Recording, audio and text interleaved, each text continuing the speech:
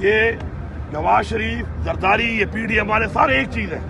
اور یہ اکٹھے ہو جائیں گے جب ان کو لگے گا کہ عمران خان آ رہا ہے۔ آج بار بار ثابت ہو رہی ہے بات کہ ایک ہی چیز ہے، انہوں نے باتیں کی ہیں اب تک صرف اس ایک کے خلاف کی ہے کہ لوگوں کو بیوقوف بنایا ہے، انہوں نے مل کے پیسہ کھایا ہے۔ اب یہ صرف اور صرف اکتوبر میں اس لیے آ رہے ہیں کہ انہوں نے قانون سازی کر کے اپنے نیب کے کیس ختم کرانے ہیں اور لوٹا ہوا پیسہ آپ بچانا اگر ہے۔ کل کو زرداری صاحب یا پرائم منسٹر صاحب کی زیر صدارت کسی اجلاس میں اگر شرکت کرتے ہیں تو کیا آپ وہاں احتجاج بھی ریکارڈ کروائیں گے یا نہیں، سمپلی آپ شرکت کریں گے، صوبے کو ریپرزینٹ کریں گے؟ دیکھیں، مجھے اس ذمہ داری دی گئی ہے، میرا ایک صوبہ ہے، میرے صوبے کی عوام ہے، میرے حقوق ہیں، اس کے لیے ظاہری بات ہے مجھے جانا پڑے گا، بیٹھنا پڑے گا، بات کرنی پڑے گی، اور میرا حق مجھے مانگنا پڑے گا اس صوبے کو چلانے کے لیے، صوبے کے لوگوں کے مسائل حل کرنے کے لیے، صوبے کے حقوق کے لیے۔ ظاہری بات ہے، ملوں گا بھی، میں بیٹھوں گا بھی، لیکن میں ایک بار پھر ریپیٹ کر رہا ہوں یہ بات کہ مینڈیٹ چوری کرنے والے لوگوں کو اس ملک پہ مسلط نہ کیا جائے۔ یہ ظلم پاکستان کی عوام کے ساتھ نہ کریں، یہ ظلم پاکستان کے ساتھ نہ کیا جائے، اس کو روکا جائے۔ یا تو فری اینڈ فیئر ٹرائل کریں، یہ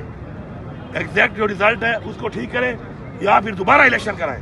اور فری اینڈ فیئر الیکشن کروائیں، تاکہ جو عوام کا مینڈیٹ ہے اس کے مطابق حکومت بنے، تاکہ وہ کریڈیبل ہو پاکستان میں بھی اور دنیا میں بھی۔ علی امین صاحب، یہ بتائیں کہ کل آپ نے اعلان کیا تھا کہ صحت انصاف کارڈ یکم رمضان سے شروع ہوگا، تو کیا صوبے کے پاس اتنے وسائل ہیں، اتنے پیسے ہیں؟ یہاں ہمیں تو کہاں جا رہے ہیں کہ خزانہ بالکل خالی ہے، کچھ بھی نہیں، تو کہاں سے آپ یہ لے کر آئیں گے؟ اور یہ جو دوسرے آپ نے لنگر خانوں کا بھی کہا تھا، انشاءاللہ جو چیز ہم کریں گے انشاءاللہ اپنے وسائل کو دے کے کریں گے انشاءاللہ، اور ہماری نیت صاف ہے، ہم لوگوں کو انشاءاللہ فری علاج بھی دیں گے، ہم دوبارہ جتنے بھی ہمارے انیشیٹوز ہیں جو فلاح کے ہیں، جو ہمارے روزگار کے حوالے سے آگے ہیں، انشاءاللہ ہم وہ بھی چلائیں گے، اور ہم اپنا جو حق ہے جو ہمیں نہیں دیا جا رہا انشاءاللہ وہ ہم لیں گے، اور وہ اگر ہمیں مل جائے تو پھر ہمارا خزانہ خالی نہیں ہے، ہمارے خزانے میں بہت کچھ ہے، لیکن ہمارے خزانے میں ہمیں وہ چیز اور حق نہیں دیا جا رہا جس کی وجہ سے ہمارا خزانہ خالی ہے۔ تو ہم نے وہ ڈیسیژن نہیں لیا کہ ہم کرسی میں بیٹھ کے عیاشیاں کریں، ہم نے اس لیے لیا ہے کہ ہم نے وہ خزانے کا وہ حق اس خزانے میں ڈالنا ہے، اور انشاءاللہ ٹرانسپیرنٹ طریقے سے وہ اپنی عوام پہ لگانا ہے۔ جب ہم لگائیں گے تو پھر خزانے میں ہر چیز کی بہت ہوگی، مسائل بھی حل ہوں گے۔ آخری سوال ہے سر، 2018 میں جب گاندھی کے خلاف تحریک انصاف نے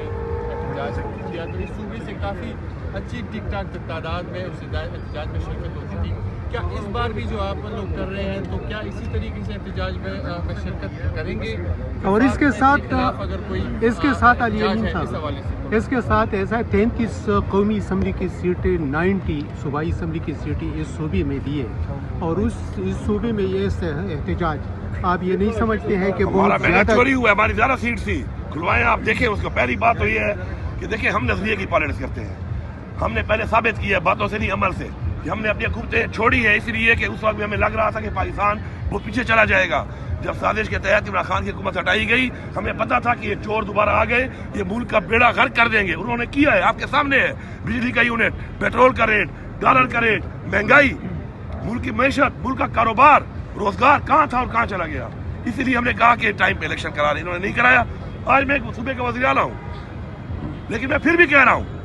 کہ آؤ مہربانی کرو، اگر یہ گارنٹی کرو، ادارے گارنٹی کریں اور دوبارہ الیکشن کرائیں، تاکہ عوام کا مینڈیٹ جو چوری ہوا ہے اس پہ عوام پہ ایسے لوگ مسلط نہ کریں، تاکہ ملک اور نیچے چلا جائے اور ایسے حالات میں پہنچ جائے کوئی دوبارہ اس کو واپس پاؤں پہ کھڑا ہی نہ کر سکے۔ اور ہم نظریاتی پالیٹکس کرتے ہیں، عہدوں کے لیے نہیں کرتے۔ Thank you sir, thank you sir,